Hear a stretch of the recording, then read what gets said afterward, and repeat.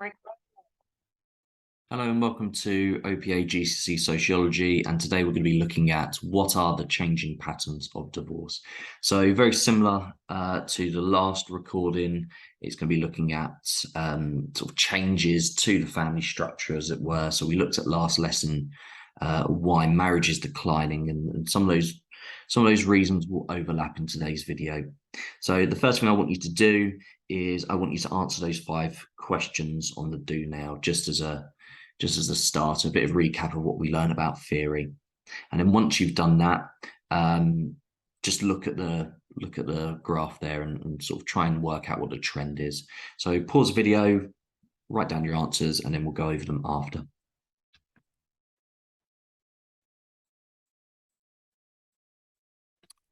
Okay, right. So start with number 1, serial packet family. So it's just this idea, very much linked to the media, sort of romanticizing the nuclear family, something that was very, very much a thing where the nuclear family was represented as the ideal type in the 50s and a little bit in the 60s. And as time's gone on, that idea of the serial packet family is kind of in decline. So diverse family types are celebrated a lot more. Very much plays into the hands of functionalist theory, though. So for the second one, who coined the term unit of consumption? So that would be Zaretsky. He's a Marxist, and he's just talking about this idea that the family is set up so that we are constantly consuming things for capitalism. And then for number 3, Delphi and Leonard, so they're feminists. They talk about this the dual shift or the double shift. So this idea of yes, women are working more, which is great. So that's an economic function that they've taken on, but they're not necessarily losing their domestic functions. They're keeping that going. And what I mean by domestic function is housework, essentially. So cooking and cleaning while going out to work. And then Murdoch, so Murdoch is a functionalist. He has 4 functions. So he has the economic. So the family, someone goes out, generally the breadwinner goes out and provides financially for a job. That you then have the educational, so that will be the learning of norms and values, so passing those on to children, essentially primary socialization. You then have the reproductive, so that's essentially making sure that you're sort of setting up the next generation by having kids. And then you have the sexual function, so it's encouraging this idea of monogamous relationships and encouraging stability through that, so commitment. The stabilization of adult personality, so that's another functionalist idea that's associated with Parsons. It's just this idea, it's also referred to as the warm bath theory, this idea that essentially the housewife and the family in general absorb all of the stresses of the family. So to give an example of that, you might have the husband come home after a really rubbish day at work and then vent and moan to the wife.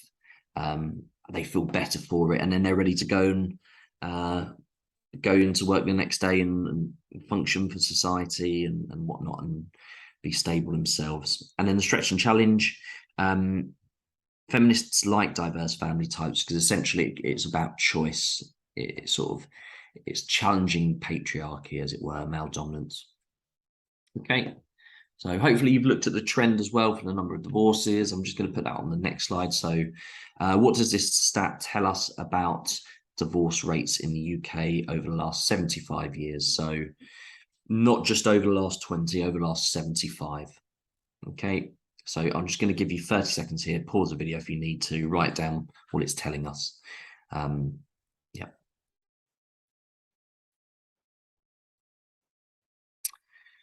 Right, so the stat is telling us essentially that over the last 75 years, the rate of divorces has increased. You can see since the 90s, there's a gradual decline in divorces. Overall, over the 75 years, there's been an increase in divorces. And exactly the same here. So I just want you to tell me what's going on with these stats so you can see the rate of marriages over the last 75 years, roughly, and the same with divorces again. So just write down Then I'll give you 30 seconds, just pause the video.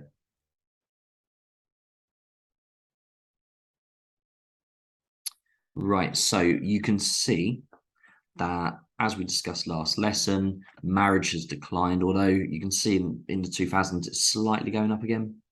And then you can see divorces generally going up, but strangely enough, in the 2000s it's going down slightly. But overall, we can see this picture of increase in divorces, decline of marriages over the last, since essentially the mid 20th century. So the number of marriages has declined and the rate of divorce has increased. The recent figures show a resurgence, but this is still a minor in comparison to the 1940s. The number of divorces reducing may be exaggerated by the reduction in people being married in the first place. So the Office of National Statistics, just a few things here about divorce rates. So 42% of marriages in England and Wales end in divorce. The most common reason for divorce noted was unreasonable behaviour. And the average duration for a marriage at the time, 2017, when this stat was collected, is 12.2 years. So you can see sort of marriage generally lasts just over a decade. And the rate of divorce peaked in 1993. So just going to give you literally a minute or so, just pause the video, just discuss what you think the different reasons are for why people are getting a divorce. And then after that, we will actually go over those and compare what you've got. And as a stretch and challenge, just what do functionalists say about this change? Do they like the idea of divorce increasing, or do they not like it? Okay, so I'm just pausing the video now.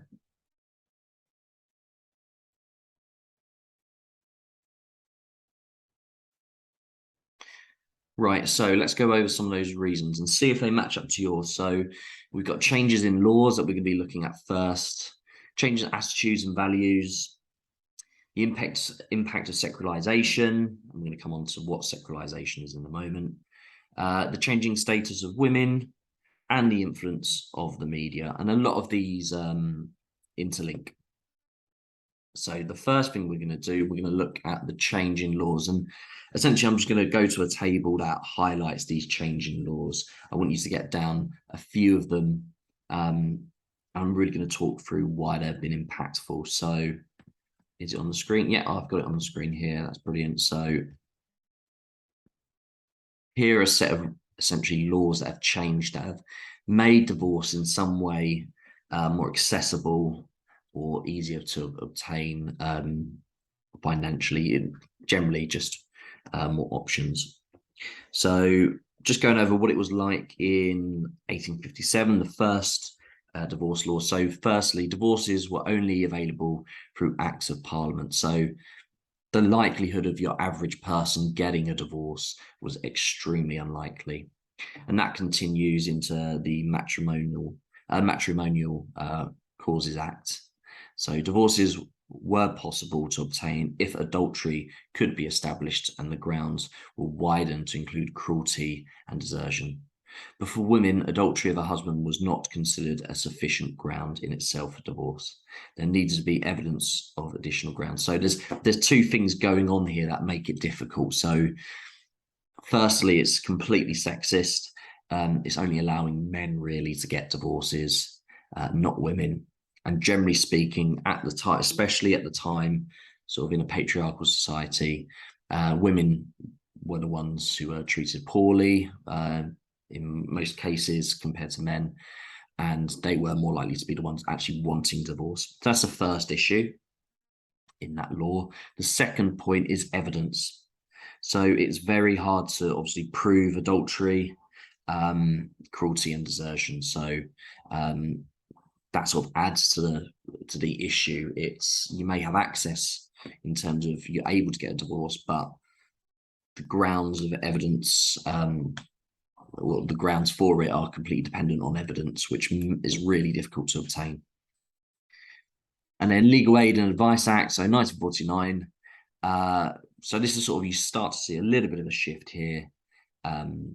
where divorce is being supported a bit more. So legal aid was introduced in 1949, helping to fund divorce for women. So you have to remember, in the 19th and the 20th century, women didn't really, because they didn't go out and work generally, they were doing all the domestic chores that's unpaid at home. They don't have the funds to get a divorce, to get legal representation. So this is the first shift to sort of support women, give them a bit of independence to make their own decisions whether they want to be in the marriage or not.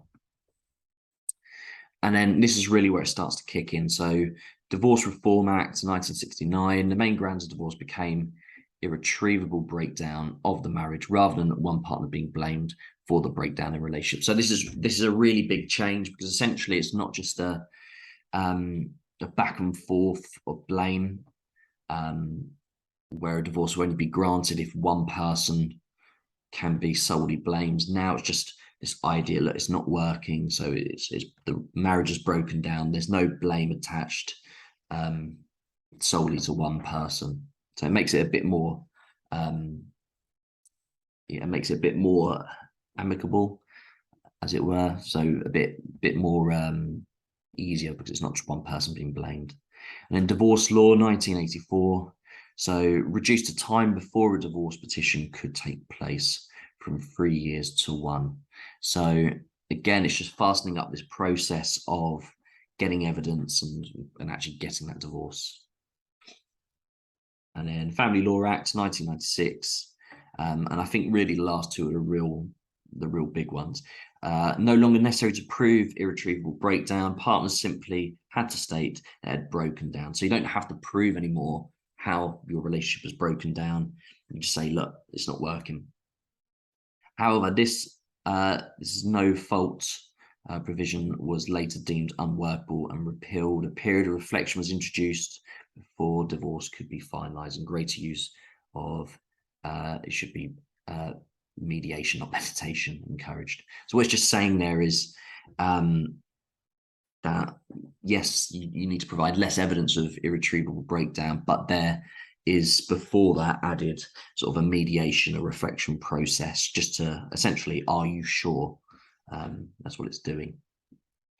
And then finally, proposed legislation in the last couple of years. So plans for legislation for no-fault divorces have been announced in April 2019 to end the blame game in marital divorces or marital breakdowns. So it's moving away from, in the sort of early 20th century, of blaming someone, to equal blame or both blames, to it's no one's fault, it's just not working. So it's just a process that has less and less conflict as it goes along. So just get a few of those down. Obviously, go back to the recording and see what I've said about why they're significant, get that down as well. Maybe choose 2 to 3 there. So just pause the video.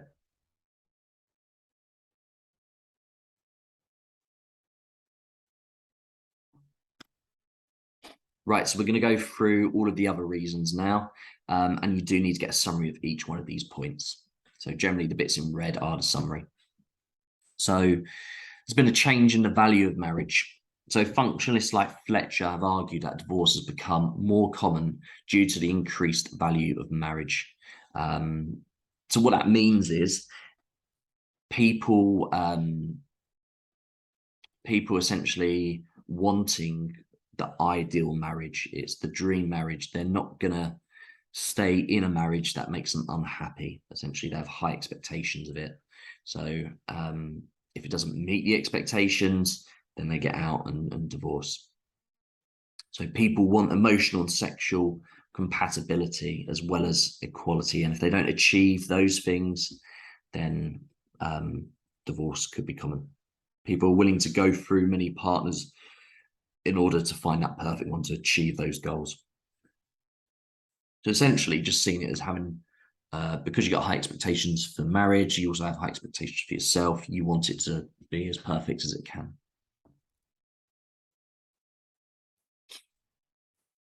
So another reason, so the changing status of women. So women's expectations have changed as a result of improved education and careers. So women are less dependent on men culturally, but also financially. So they're less willing to stay in an unhappy marriage, whereas previously before they might have to stay in the marriage, even if they're unhappy, because they may not have a means to financially get out of it. Also, tensions can be caused, it could be called sort of a backlash, as it were, where there's been this greater gender equality, essentially men feeling there's a crisis in their masculinity, or just challenging the idea that they have to contribute more domestically at home. And Hart goes on to say there's correlation between divorce rates and the allocation of housework / childcare between husbands and wives. So essentially it's saying the more perhaps being asked of husbands in the way of housework and childcare, the higher the rate of divorce.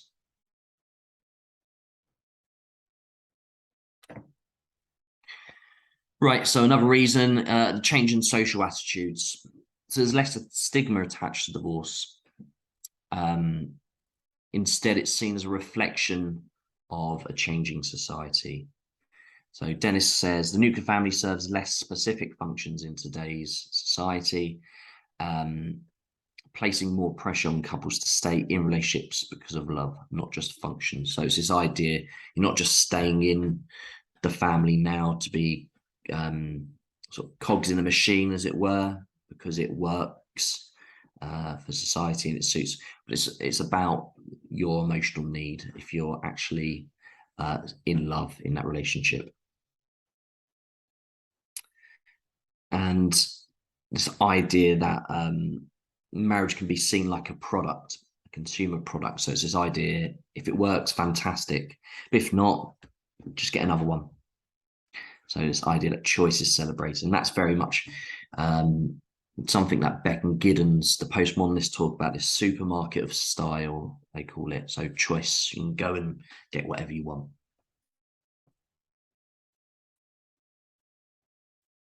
So secularization, if you don't know what that means, it just means a decline of religion in society. So less people are religious and less people believe marriage is sacred. And it's not just that marriage is sacred, it's just things like traditional values that are associated with religions are in decline. There's more sort of progressive or alternative values now. So things like, as we said previously, divorce is not as stigmatized, or things like having children before you're married is less stigmatized. So for example, in 2001, 15% of the UK had no religion compared to 25% in 2011. So you can see that increase of people who identify as not being religious, whether that be agnostic, atheist, whatever. Then Goode says marriage is less of a sacred union and more a personal and practical commitment. So less of this commitment in the eyes of God, more about committing to one another. So there's less pressure there to keep faith and keep your vows in the eyes of God. It's more about if it works for the partners. Right, so we come on to the final bit now, how these questions could be presented. So it could be presented with a source. And there's an example here. So identify and explain one factor that may have led to an increase in the number of divorces between 1946 and 2017, as shown in item A. So you'd need to reference, obviously, that there's been an increase. So for the defined bit, you'd then say what that reason is and the importance of that. So refer to those previous ones we've just gone over. And then just give an example of it.